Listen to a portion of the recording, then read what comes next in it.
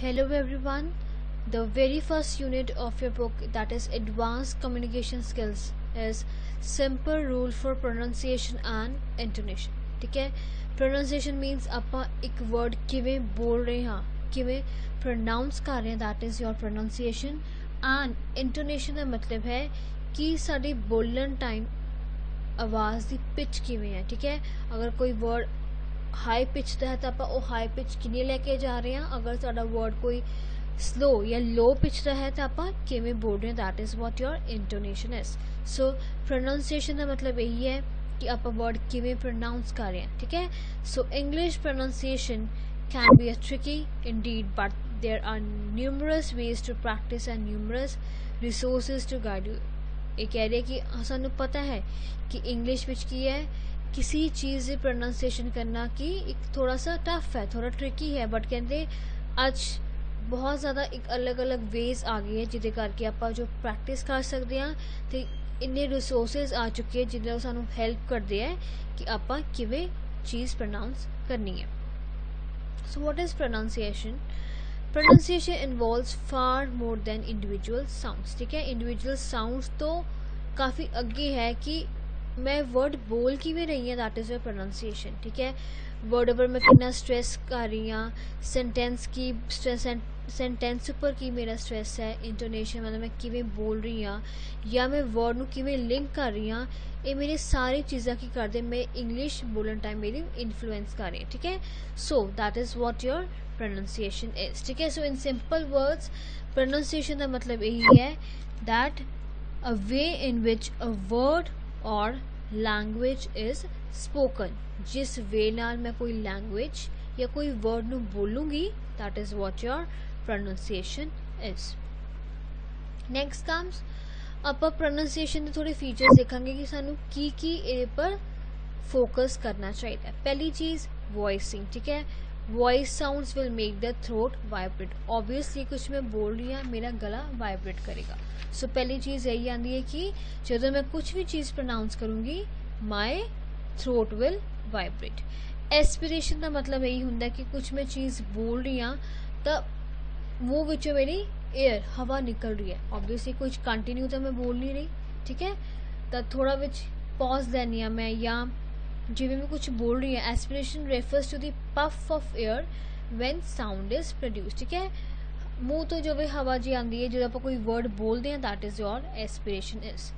Next third feature comes your mouth position. That means मैं अगर कुछ भी बोल रही हाँ तो उस टाइम मेरी एट दैट टाइम मेरी माउथ की पोजीशन किसी.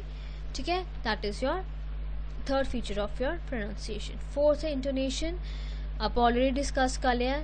इंटोनेशन की होंगे कि मैं किवें बोल रही हाँ. ठीक है, मेरी आवाज़, मेरी इंटोनेशन मीन्स मेरी वॉइस, मेरी पिच किवें है बोलन time, that is your intonation. Next linking. So what is linking? कहते आप कई बार जो फ्रेजेस होंगे हैं आप इकट्ठे फटाफट बोल देने हैं. इंस्टेड सानू आप सैपरेट वर्ड सानू बोलने चाहिए. एग्जाम्पल की है विल एमी गो अवे. कहते आप रेंडर मीनस आप डिलीवर करना, सानू इदा करना चाहिए deliver will Amy go away. पर आप किवें डिलीवर करते हैं will Amy go away, that means आप इको सा विच इको कंटिन्यूस चीज़ बोल देना, that is your linking. That means जिवें वर्ड साडा लिंक बन रहा है, जिवें उहदा मीनिंग बन रहा है, सानू उदा ही बोलना चाहिए. Next comes vowel length. That means आप जो थोड़े वर्ड विच वोवल्स आते हैं आप उन्होंने किन्नी लेंथ विच आप बोल रहे हैं, that is your vowel length. जिवें एग्जाम्पल है 15, दैट मीनस आप डबल ई नू की, that is your vowel sound आप किवें बोल रहे हैं, ये भी बहुत मैटर करता है थोड़े pronunciation time.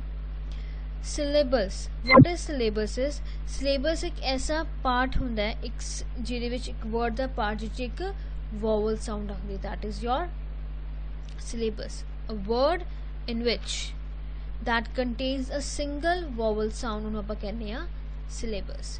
Next comes your specific sounds. कहते आप कई वर्ड्स होंगे जो पेयर्स विच बोलते हैं या आप टंग ट्विस्टर्स बोलते हैं, दैट इज़ योर एक स्पेसिफिक उस टाइम साउंड्स आती है. ठीक है, so next these were the different features of your pronunciation. Next ਆਪਾਂ ਇਹਦੇ ਵਿੱਚ ਕੁਝ ਨਹੀਂ ਕਰਨਾ, ਇਟ ਇਜ਼ ਜਸਟ ਤੁਹਾਨੂੰ ਇੱਕ ਡਾਇਗਰਾਮਸ ਡਰਾ ਕੀਤੇ ਹੋਏ ਕਿ ਆਪਾਂ ਪ੍ਰੋਨਾਂਸੀਏਸ਼ਨ ਅਗਰ ਆਪਾਂ ਕਰ ਰਹੇ ਹਾਂ ਤਾਂ ਕਿਵੇਂ ਕਿਵੇਂ ਤੁਹਾਡੀ ਸਾਊਂਡ ਇਹਦੇ ਵਿੱਚ ਆਉਂਦੀ, ਕਿਵੇਂ ਕਿਵੇਂ ਤੁਹਾਡੇ ਪਫ ਆਫ 에ਅਰ ਤੁਹਾਡੇ ਮਾਊਥ ਵਿੱਚੋਂ ਨਿਕਲਦੀ ਹੈ। ਸੋ ਇਹਦੇ ਵਿੱਚ ਯੂਜਲੀ ਕੁਐਸਚਨ ਪ੍ਰੋਨਾਂਸੀਏਸ਼ਨ ਦਾ ਮੀਨਿੰਗ ਆ ਸਕਦਾ ਹੈ। ਦੂਸਰਾ ਕੁਐਸਚਨ ਇਹ ਕੁਝ ਵੀ ਨਹੀਂ ਇਹਦੇ ਵਿੱਚ important, it is just for your knowledge purpose ਕਿ ਤੁਸੀਂ ਡਾਇਗਰਾਮਸ ਦੇਖ ਲਓ ਕਿਵੇਂ ਕਿਵੇਂ ਤੁਹਾਡੀ ਪ੍ਰੋਨਾਂਸੀਏਸ਼ਨ ਬਣਦੀ ਹੈ।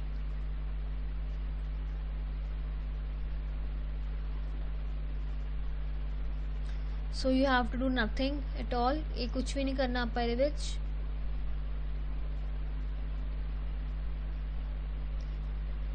नेक्स्ट कम्स टॉपिक 1.2 कि वर्ड स्ट्रेस की ਹੁੰਦਾ नेम तो क्लीयर हो रहा है कि आप जो भी वर्ड बोलांगे ਉਹਦੇ ਉੱਪਰ ਆਪਾਂ ਕਿੰਨਾ स्ट्रेस पा रहे हैं, किन्ना ਆਪਾਂ स्ट्रेस ਨੂੰ ले कर रहे हैं वर्ड ਉੱਪਰ, ਆਪਾਂ किन्ना एम्फेसिस पा रहे हैं, किन्नी इंपॉर्टेंस दे रहे हैं किसी वर्ड ਉੱਪਰ या स्टेटमेंट ਉੱਪर, जो भी आप कुछ बोल रहे हैं that is your word stress. ठीक है, it means to give a particular emphasis और importance to a point, statement और statement made in a speech. ठीक है, अगर कोई भी आप स्पीच बोल रहे हैं उस जो आप की एम्फेसिस पाया, की इंपॉर्टेंस पाई है, उन्होंने आप कहने हैं वर्ड स्ट्रेस। ठीक है, सो ये जस्ट आप मीनिंग करना कि वर्ड स्ट्रेस हुंदा की है।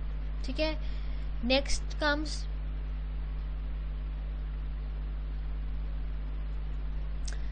ਇਹਦੇ ਵਿੱਚ ਸਾਨੂੰ ਕੁਐਸਚਨ ਗਿਵਨ ਹੈ stress on first syllable, stress on last syllable. ਇਹਦਾ ਇੱਕ ਕੁਐਸਚਨ ਬਣਦਾ ਹੈ what are the rules for pronunciation। ਠੀਕ ਹੈ, ਇਹ ਤੁਹਾਨੂੰ ਸਾਰੇ ਡਿਫਰੈਂਟ ਰੂਲਸ ਗਿਵਨ ਹੈ ਪ੍ਰੋਨਾਂਸੀਏਸ਼ਨ ਦੇ। ਠੀਕ ਹੈ, दैट इज ਆਪਾਂ ਪਹਿਲਾਂ ਕੀ ਕਰਨਾ ਹੈ, ਫਰਸਟ ਸਿਲੇਬਲ ਉੱਪਰ ਜ਼ਿਆਦਾ ਸਟ੍ਰੈਸ ਪਾਣਾ ਹੈ। ਠੀਕ ਹੈ, ਜਿਵੇਂ ਦੇਖੋ ਪ੍ਰੈਜ਼ੈਂਟ, दैट मीन्स ਆਪਾਂ ਪਹਿਲੇ PRES ਤੇ ਜ਼ਿਆਦਾ ਸਟ੍ਰੈਸ ਪਾ ਰਹੇ ਹਾਂ। ਠੀਕ ਹੈ, ਇਹਦੇ ਉੱਪਰ एक्सपोर्ट, दैट मीन्स एक्स ऊपर ज़्यादा स्ट्रेस पा रहे हैं। नेक्स्ट आ गया stress on the last syllable. So what is last syllable, मतलब वर्ड दा लास्ट। ठीक है, एंडिंग विच आप की कर रहे हैं that is your last syllable. ये आप पाया प्रेजेंट उपर ज़्यादा स्ट्रेस पाया, एक्सपोर्ट उपर ज़्यादा स्ट्रेस पाया। ठीक है, ये एकदम opposite. Next comes stress on penultimate syllable. So what is penultimate means, penultimate means next to last. ठीक है, लास्ट तो पहला वाला वर्ड होंदा है पेनल्टीमेट। जिवें ਇਹ ਵਿੱਚ ग्राफ एक तो पहला वर्ड जो आ गया वो थोड़ा हो गया पेनल्टीमेट। जियोग्राफ एक की है थोड़ा लास्ट है, उस तो पहला केड़ा वर्ड आंदा है ग्राफ, उस तो पहला केड़ा आंदा है जियो, दैट मीन्स जियोग्राफ एक, दैट मीन्स एक तो पहला जो वर्ड आएगा that is your penultimate syllable. That means last तो जो एक पहला वर्ड आंदा है next to last, that means second last कह सकते हैं आप, उन्होंने आप कहने penultimate syllable. Next anti penultimate syllable मतलब थर्ड लास्ट। ठीक है, वो सीगा second last. Anti penultimate means third last syllable पर आप ज़्यादा स्ट्रेस पाना है। जी मेरे एग्जाम्पल गिवन है डेमोक्रेसी। ठीक है, सो डी डेमोक्रेसी, क्रेसी एक वर्ड है, क्रे अलग है, सी अलग है, सी क्रे और डेमो की आ गया थर्ड लास्ट, दैट इज आप एडे पर ज़्यादा स्ट्रेस पावांगे। एंड सो एज फोटोग्राफी, ग्रा अलग है, फी अलग है, फी हो गया थोड़ा लास्ट, ग्रा हो गया थोड़ा सेकेंड लास्ट एंड टो हो गया थोड़ा third last. So that is your anti penultimate.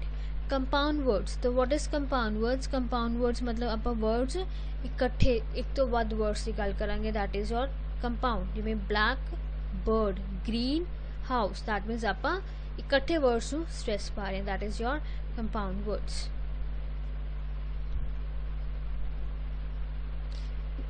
Next is you know what is vowels की होंगे, वॉवल्स यही होंगे कि AEIOU जो वर्ड से सानू वॉल साउंड आती है, वी नो कि 5 ने AEIOU एंड आप आर्टिकल्स यूज करते हैं वॉवल्स के साउंड के अगे, एंड आर्टिकल यूज होंगे जिहदे वर्ड्स की वॉवल साउंड आ रही, जिवें AEIOU ਉਹਦੇ ਵਿੱਚੋਂ ਹੀ ਆਪਾਂ ਐਨ ਵਰਡ ਲਗਾਉਂਦੇ ਹਾਂ।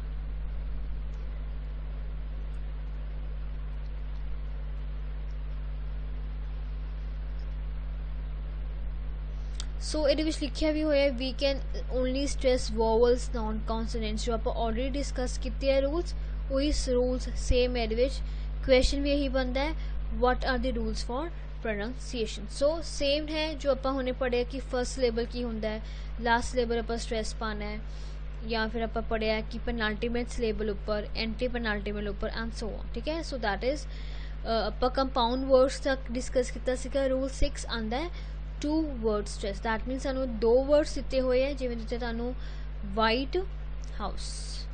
ਸੋ ਆਪਾਂ ਸਟ੍ਰੈਸ ਕਿਹਦੇ ਉੱਪਰ ਪਾਇਆ, ਹਾਊਸ ਉੱਪਰ। ਦੈਟ ਮੀਨਸ ਜੋ ਘਰ ਹੈ ਉਹ ਵਾਈਟ ਕਲਰ ਦਾ ਹੈ। ਠੀਕ ਹੈ, ਉਹ ਕੋਈ ਗ੍ਰੇ ਜਾਂ ਬਲੂ ਕਲਰ ਦਾ ਨਹੀਂ ਹੈ। ਦੈਟ ਮੀਨਸ ਫੈਟ ਬॉय, ਜੋ ਬॉय ਹੈ ਉਹ ਫੈਟ ਹੈ। ਠੀਕ ਹੈ, ਦੈਟ ਮੀਨਸ ਕੋਈ ਗਰਲ ਫੈਟ ਨਹੀਂ ਹੈ। ਸੋ ਦੈਟ ਇਜ਼ ਆਪਾਂ 2 word stress ਵਿੱਚ ਦੇਖਾਂਗੇ ਕਿ ਆਪਾਂ ਕਿਹਦੇ ਉੱਪਰ ਜ਼ਿਆਦਾ ਸਟ੍ਰੈਸ ਪਾਣਾ। ਨੈਕਸਟ ਆ ਗਿਆ ਤੁਹਾਡਾ ਸੈਂਟੈਂਸ ਇੰਟੋਨੇਸ਼ਨ। ਰੂਲ 7, ਇੰਟੋਨੇਸ਼ਨ ਇਜ਼ ਬੇਸਿਕਲੀ ਆਪਾਂ ਕਿਸ ਵਰਡ ਨੂੰ ਕਿਵੇਂ ਬੋਲ ਰਹੇ ਹਾਂ, ਦੈਟ ਇਜ਼ योर ਇੰਟੋਨੇਸ਼ਨ। ਤੁਹਾਡੀ ਵੌਇਸ ਕਿਵੇਂ ਹੈ, ਤੁਹਾਡੀ ਪਿਚ ਕਿਵੇਂ ਹੈ, ਦੈਟ ਇਜ਼ योर ਸੈਂਟੈਂਸ ਇੰਟੋਨੇਸ਼ਨ। ਠੀਕ ਹੈ, ਇੱਕ ਸੈਂਟੈਂਸ ਨੂੰ ਉਹਨਾਂ ਨੇ ਡਿਫਰੈਂਟ ਇੰਟੋਨੇਸ਼ਨਸ ਨਾਲ ਯੂਜ਼ ਕੀਤਾ, ਜਿਵੇਂ I don't think Harry should get the job। ਇਹਨਾਂ ਨੇ I ਉੱਪਰ ਜ਼ਿਆਦਾ ਸਟ੍ਰੈਸ ਪਾਇਆ, ਫਿਰ I don't think, ਫਿਰ don't ਉੱਪਰ ਪਾਇਆ ਐਂਡ ਸੋ ਔਨ। ਨੇ ਸਾਰੀ ਐਗਜ਼ਾਮਪਲਸ ਐਕਸਪਲੇਨ ਕੀਤੀਆਂ ਕਿ ਆਪਾਂ ਕਿਵੇਂ ਇੱਕ ਸੈਂਟੈਂਸ ਨੂੰ ਬੋਲ ਸਕਦੇ ਹਾਂ, ਕਿਹਦੇ ਉੱਪਰ ਵਰਡ ਉੱਪਰ ਜ਼ਿਆਦਾ ਸਟ੍ਰੈਸ ਪਾ ਸਕਦੇ ਹਾਂ।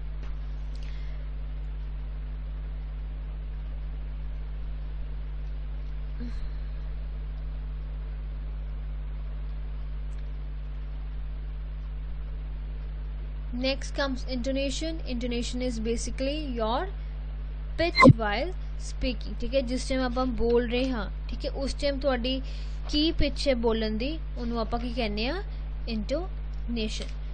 So next comes types of word stress। it is very important। usually question यही बनता है what do you mean by intonation and write the different types of word stress, या what do you mean by word stress and the types of word stress। ਇਹ ਵੀ question usually ਬਣ ਜਾਂਦਾ ਹੈ। ਤਾਂ ਇਹਦੇ ਵਿੱਚ 4 types of word stress ਆਉਂਦੇ ਹੈ, tonic stress, emphatic stress, contrastive stress and new information stress। so the first comes tonic stress। tonic stress refers to the syllable in word which receives the most stress in an intonation unit। ਕਹਿੰਦਾ ਇੱਕ syllable ਵਿੱਚ ਜੋ word ਸਭ ਤੋਂ ਜ਼ਿਆਦਾ, ਠੀਕ ਹੈ, ਜੋ ਸਿਲੇਬਲ ਵਰਡ ਵਿੱਚ ਜੋ ਸਿਲੇਬਲ, ਦੈਟ ਮੀਨਸ ਇੱਕ ਤਰ੍ਹਾਂ ਉਹਦੇ ਵਿੱਚ ਵੋਵਲ ਸਾਊਂਡ ਆਉਂਦੀ ਹੈ, ਉਹਦੇ ਵਿੱਚ ਜੋ ਸਭ ਤੋਂ ਜ਼ਿਆਦਾ ਸਟ੍ਰੈਸ ਉਹਦੇ ਉੱਪਰ ਪਾ ਰਹੇ ਹਾਂ, that is your tonic stress. Example ਦੇਖੋ, he is waiting, that means wait ਉੱਪਰ ਆਪਾਂ ਜ਼ਿਆਦਾ ਸਟ੍ਰੈਸ ਪਾਇਆ ਹੈ। He is waiting for his friend ਪਾਇਆ, ਦੈਟ ਮੀਨਸ ਆਪਾਂ ਫਰੈਂਡ ਉੱਪਰ ਜ਼ਿਆਦਾ ਸਟ੍ਰੈਸ ਪਾ ਰਹੇ ਹਾਂ। ਟੋਨਿਕ ਇਜ਼ ਬੇਸਿਕਲੀ ਇੱਕ ਤੁਹਾਡਾ ਜੋ ਸੈਂਟੈਂਸ ਹੈ ਉਹ ਆਪਾਂ ਸਿਲੇਬਲ ਵਿੱਚ ਕਿਹੜੇ ਵਰਡ ਉੱਪਰ ਜ਼ਿਆਦਾ ਸਟ੍ਰੈਸ ਪਾ ਰਹੇ ਹਾਂ, ਵਰਡ ਦੇ ਵਿੱਚ ਸਿਲੇਬਲ ਵਿੱਚ ਕਿਹਦੇ ਵਿੱਚ ਸਟ੍ਰੈਸ ਪਾ ਰਹੇ, that is your tonic stress। next comes your emphatic stress। so if you decide to emphasize something, you can change the stress from the principal noun to another content word such as an adjective। ਤੁਹਾਨੂੰ ਕਹਿੰਦੇ ਅਗਰ ਆਪਾਂ ਕਿਸੇ ਚੀਜ਼ ਉੱਪਰ ਜ਼ਿਆਦਾ emphasis ਪਾਣਾ ਹੈ, ਸਟ੍ਰੈਸ ਪਾਣਾ ਹੈ, ਤਾਂ ਆਪਾਂ ਕੀ ਕਰ ਸਕਦੇ ਹਾਂ, ਉਹ ਨਾउन ਨੂੰ ਆਪਾਂ adjective ਵਿੱਚ ਚੇਂਜ ਕਰ ਸਕਦੇ ਹਾਂ। ਜਿਵੇਂ ਕਿ he is the building is, it is very he is very tall। ठीक है, तो very word में लगाता, that is your emphatic stress। he is tall नहीं, he is very tall। ठीक है, so the problem is very difficult to solve, that is ਆਪਾਂ adjectives ਲਗਾ देंगे, ਉਹਨੂੰ ਆਪਾਂ ਕਹਿੰਦੇ ਆ emphatic stress। so and intensifiers वही हो गया। इंटेंसिफायर ये कि आप किसी चीज़ ऊपर बहुत ज़्यादा स्ट्रेस पा रहे हैं, ठीक है, पर्टिकुलर एडजेक्टिव ऊपर स्ट्रेस पाना, that is your intensifier. So emphatic stress का मतलब यही है कि ਆਪਾਂ ਇਹਦੇ ਵਿੱਚ ਕੀ ਕਰਦੇ ਹਾਂ, ਆਪਾਂ ਕੋਈ ਪਰਟੀਕੂਲਰ ਚੀਜ਼ ਉੱਪਰ ਸਟ੍ਰੈਸ ਪਾਣਾ ਚਾਹੁੰਦੇ ਹਾਂ ਤਾਂ ਆਪਾਂ ਉਹਨੂੰ ਨਾउन ਨੂੰ ਉਹਨੂੰ ਐਡਜੈਕਟਿਵ ਵਿੱਚ ਕਨਵਰਟ ਕਰ ਦਿੰਦੇ ਹਾਂ। Third category comes contrastive stress. So what is contrastive, ਆਪਾਂ ਇਹਦੇ ਵਿੱਚ ਕੀ ਕਰ ਰਹੇ ਹਾਂ, ਕੰਟਰਾਸਟ ਕਰ ਰਹੇ ਹਾਂ, ਕਿਸੇ ਨੂੰ ਕਿਸੇ ਨਾਲ ਕੰਪੇਅਰ ਕਰ ਰਹੇ ਹਾਂ, that is your contrastive. We are pointing out the difference between one object to another. ठीक है, example I think I prefer this colour, मतलब ये कलर नाला मैं दूसरा कलर ज़्यादा पसंद कर रही हूँ। डू यू वॉन्ट दीज और दोज कर्टन्स, ए वाले कर्टन्स चाहिए कि ओ वाले कर्टन्स चाहिए, that means we are comparing we are comparing or we are pointing out the difference between any two objects. Last comes new information stress. That means ਜਦੋਂ ਆਪਾਂ ਕੁਐਸਚਨ ਕੋਈ ਪੁੱਛਦੇ ਹਾਂ ਤਾਂ ਰਿਕੁਐਸਟਡ ਜੋ ਇਨਫੋਰਮੇਸ਼ਨ ਸਾਨੂੰ ਹੁੰਦੀ ਆ ਆਪਾਂ ਉਹਨੂੰ ਜ਼ਿਆਦਾ ਸਟ੍ਰੈਸ ਪਾਣੇ, ਜਿਵੇਂ where are you from, I come from Seattle in USA. that means ਆਪਾਂ ਜੋ ਸਾਨੂੰ ਆਨਸਰ ਮਿਲ ਰਿਹਾ ਜੋ ਤੁਹਾਨੂੰ ਰਿਕਵਾਇਰਡ ਜਾਂ ਰਿਕੁਐਸਟਡ ਇਨਫੋਰਮੇਸ਼ਨ ਆਪਾਂ ਉਹਦੇ ਪਰ ਜ਼ਿਆਦਾ ਸਟ੍ਰੈਸ ਪਾਣੇ ਆ. ਸੋ these are the 4 types of word stress. So this is all about this chapter. Simple rule for pronunciation and intonation. Usually question meaning आंदा है कि pronunciation की हुंदा है, intonation की हुंदा है, rules for pronunciation की होंगे, word stress की हुंदा है ते word stress दियां types. So this is all about this chapter 1.